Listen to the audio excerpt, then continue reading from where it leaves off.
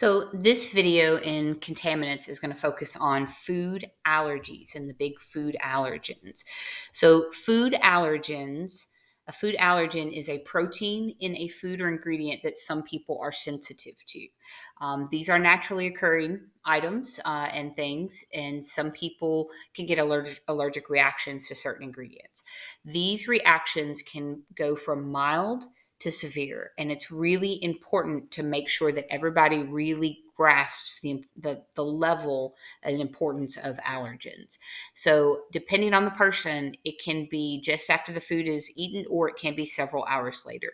And for some people, this could include nausea, it can include wheezing or shortness of breath, hives or itchy rashes, swelling in various parts of the body, including the face, the eyes, and the feet, vomiting, diarrhea, abdominal pain, and even death.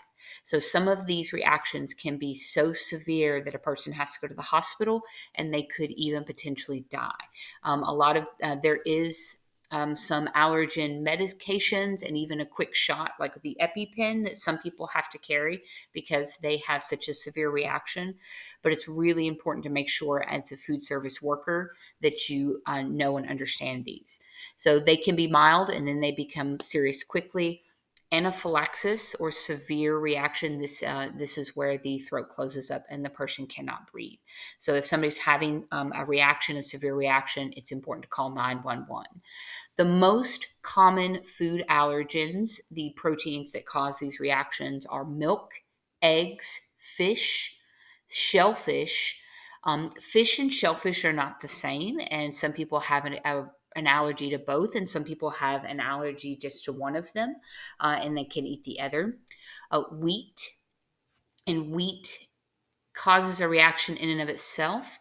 A protein found in wheat, known as gluten, is its own. It's all under wheat allergy, but sometimes it's a wheat allergy and sometimes it's a gluten allergy, and those kind of overlap and are independent of themselves. Soy, a protein food, soy, peanuts, and tree nuts. So peanuts are not the same as tree nuts. Some people are allergic to both, and some people can have one but not the other. Tree nuts would include walnuts, pecans, almonds, macadamias, things like that.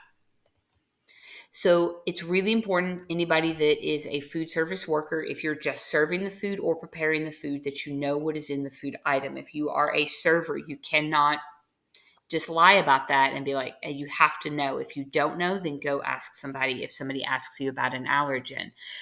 Making sure that you are identifying these ingredients properly, suggesting items if somebody has an allergen, that you know what to suggest or not suggest.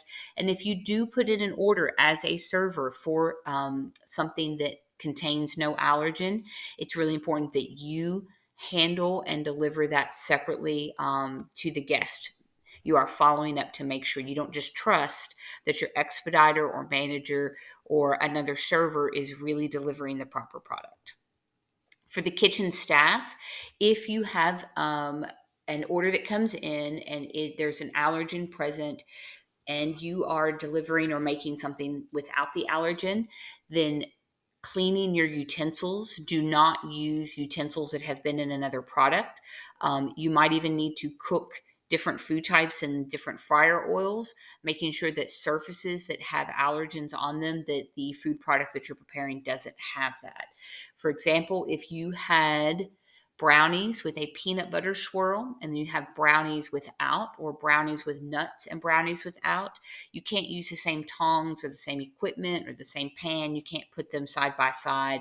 It's really important to make sure that the non-allergen containing product never came in contact. If you were to use the same tongs or spatula or even wear the same gloves when handling, then you could do something called cross contact. So cross contact is like cross contamination, meaning you took a product from another product and you now contaminated a product, but instead of being a contaminant, we're talking about an allergen. So cross contamination is a pathogen or hazard. Cross contact is an allergen. So it's important that you know the difference and understand them. So make sure that everything is washed, rinsed, and sanitized.